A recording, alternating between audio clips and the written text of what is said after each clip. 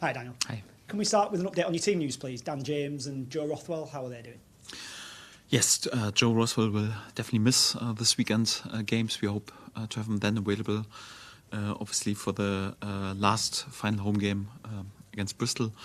With Daniel James, it looks slightly better, so I think it's fair to say at this stage that we will probably have him definitely available for the Monday game.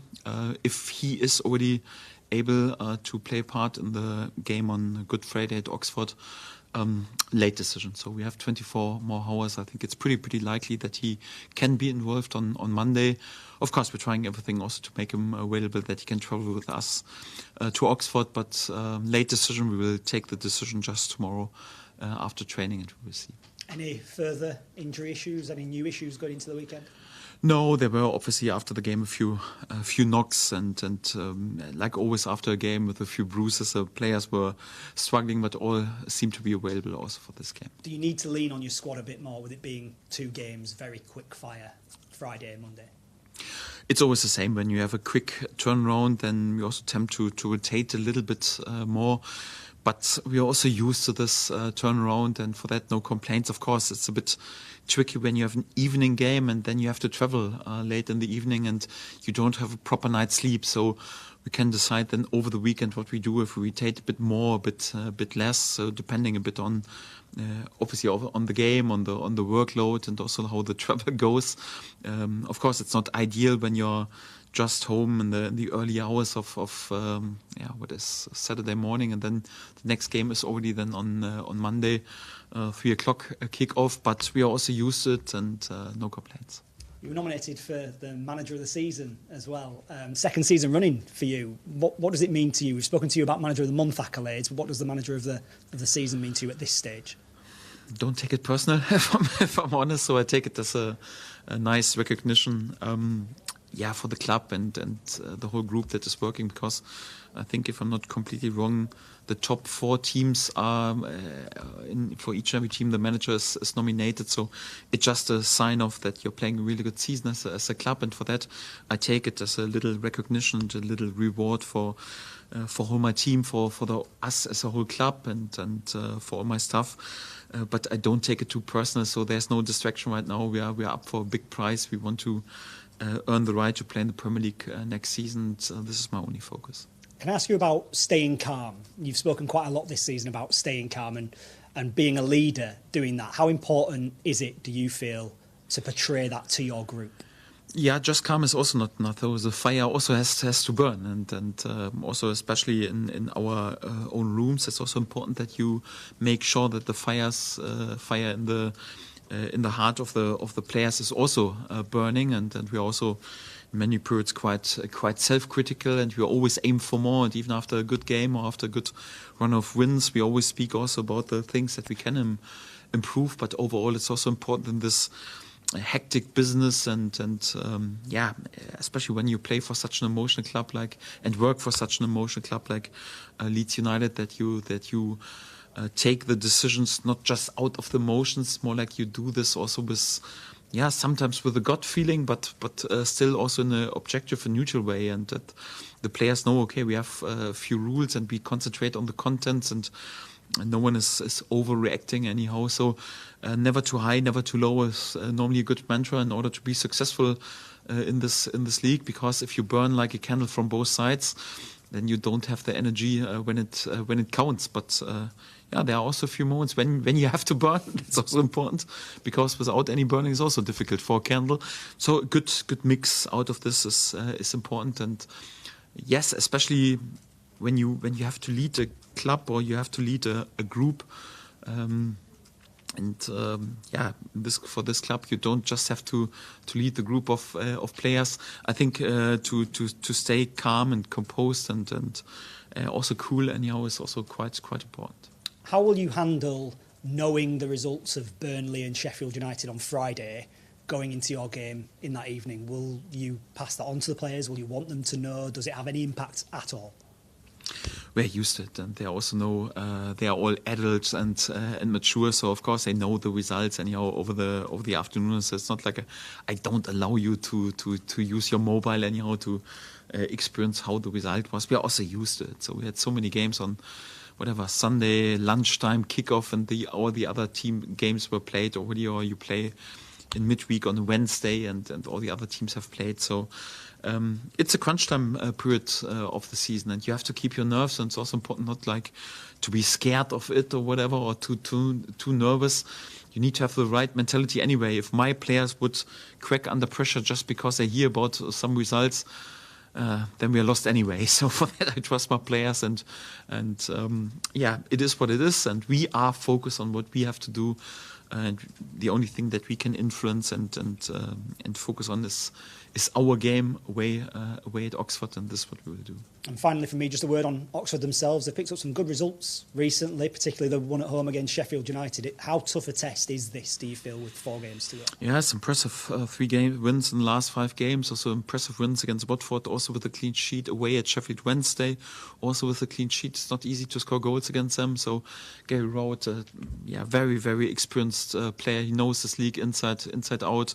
He knows how to make sure that his team is competitive and also well structured, also against the ball. It's not easy to create chance against them, not even speaking about scoring against them. So 3 of their last 5 opponents missed to score. Will be difficult, and you always have to be switched on, because they have also many threats in the offense, many players who can chip in. Last game they've rotated more or less and were still able to find a clean sheet win. A team who is, especially in their home games, always competitive, and I'm pretty sure they will play with good confidence and also with a big will to win perhaps a final 1 or 3 points that they perhaps need to stay in this league. But the challenge is big, and it's a tough place to go, especially at this stage of the season. What we know this, so sometimes you can't pick, and you have to just concentrate on finding good solutions for this challenge. And we travel respectful but not fearful, and we will be concentrate on the contents. Thank you. Thank you. Hi, Daniel. Defending long throws, what makes it complicated for teams, and what are the keys to stopping that being a threat?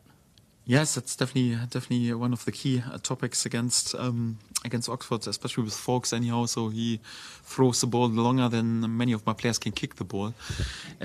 So yes, it's more or less like long throw-ins. First of all, of course, you have to defend more or less the wide area, because if there's a quick throw-in, you have to make sure that you deal with the situation. There were in our last game in the first half a few situations when I would have preferred to be a bit quicker switch on, because otherwise the opponent can create another throw in closer to your goal, or perhaps even a corner kick or something like this. And on the other hand, they still have the option, not a quick throw in long line, but also to bring the ball up front. And then if they try to create chaos with sending the centre backs up front, and if you have a physical side like Oxford with many good headers, you can't avoid that the ball comes in. So it's not like a cross you can block, or you can put the player who wants to cross the ball under pressure. Yeah, but if it's a throw in anyhow, they can also plan. If you have such a top class player who is so good in throw-ins like Farke, you can't influence where he brings the ball in, and obviously then it's up to show steal and to win the first ball, to win the second ball, is also to be switched on for the second phase is also quite important.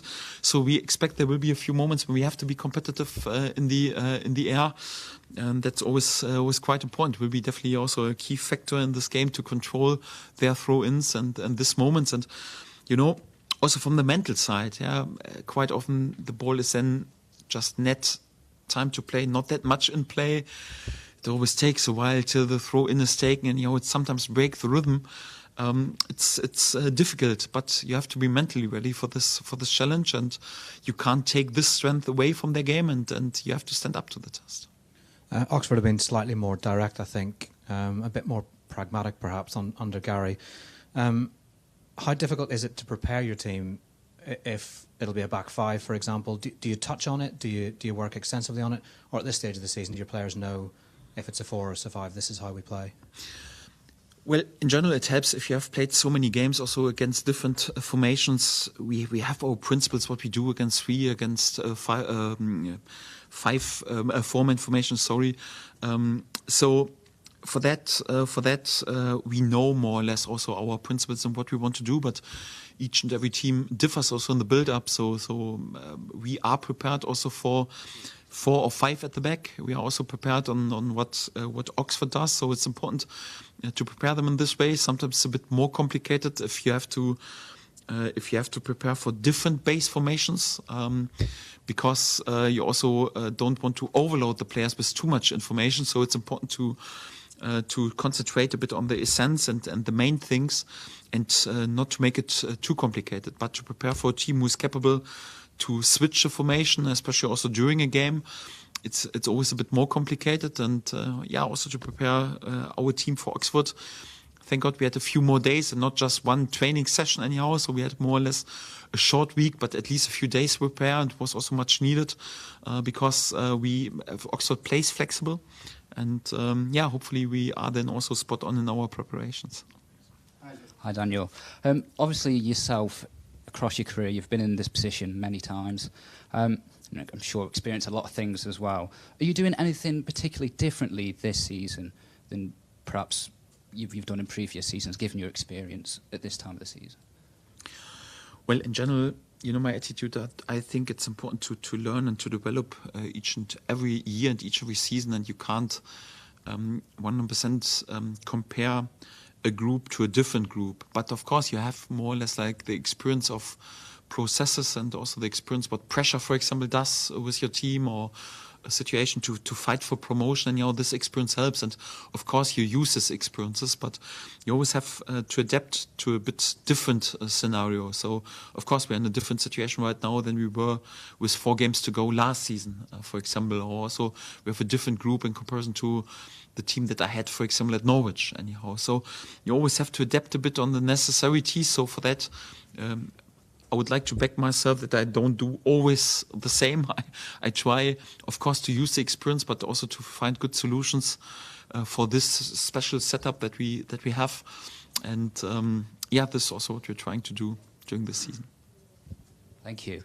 What's the mood of the squad been like since Saturday? Have you noticed any uplift or more focus? Yeah, what's the mood been like? Yes, obviously. There are no replacements for wins, so for that, back-to-back wins, also in such complicated games, away at Middlesbrough and then the complicated home game against Preston is good for the confidence, good for the mood. Everyone comes a bit more with a smile on their face to the training ground, but no one was over the moon. I sense also pretty concentrated and focused workload, because the experience already has helped. They've experienced also during this season a few twists and turns, and everyone knows nothing is won yet. We are on a good path, but if we allow ourselves to drop in our workload or in our focus just on 2 or 3%, then you have no chance to win points on this level. And we want to win more than just 88 points. It's a big effort and great to have won already 88 points at this stage, but we also want to win a few more. So for that, everyone was in a good mood, also with confidence, but also pretty focused and concentrated. How relieved are you about the way that Carl has performed in goals since you brought him in? It was clearly a big decision to make. You can never predict the future, so you must be very happy, I guess, with how it's gone. And did you sense the reassurance that both the defence and the fans were getting from Carl on Saturday? Yes, first of all, pretty happy and especially delighted for Carl, because he deserves it. He's such a loyal servant for this club till he walked in, and I have to say also, the longer he is with us, the more impressive he also was in training. But it's never easy. Carl is a very experienced and very cool and calm goalkeeper, and very reliable. But it's still for a goalkeeper not that easy if you're not really in your rhythm, because in the league he has not played many games before. And for that, I was not nervous. I was 100% convinced that he could deliver. But of course, you're also hoping for a bit of luck in a few situations, especially in the first few games. And I'm pretty happy and delighted. So it was not that he had too much to do in the last games, but there were always 1 or 2 situations per game when we needed him, and he was over there, pretty focused, pretty concentrated. If it was sometimes to catch a cross, or 1 or 2 times also with the save, so he has performed pretty reliable and solid, and this is exactly what we needed. And of course, and when you have this performance and you win games and you're unbeaten, then more or less. It helps with the confidence for all my players and also for him, for the whole group, for the whole stadium. Yes, I'm happy that he has delivered in this way, but I was also convinced that he has all the ingredients also to show this solidity, especially in such a nervy period. Slightly different to Isaac's question, but have you heard the players specifically talking about Saturday's experience and how special that was, that union between them and the fans? Not like 2 or 3 days later, just watching back, because I got the feeling so even on Sunday on training, everyone was already focused on Oxford. But of course, on the game day, and especially the minutes after the game, they've also sensed a pretty special period, and it was one of this another, I would say, magic days at Elland Road when you could really sense a special atmosphere anyhow. And this is when we have such a unity, and when it comes down to the wire, that it's more or less like, okay, right now we have to stick together because we can achieve something special. Then this place can be like no other place, not just in this league but even in this country. And it was a really special atmosphere, and hopefully we can create also the same for Monday. We have a difficult away game right now, and I'm pretty sure that our away fans will also play a part and also help us. But yes, we're also only looking forward to have hopefully a pretty similar atmosphere also on Monday. Thanks, Daniel. Stuart's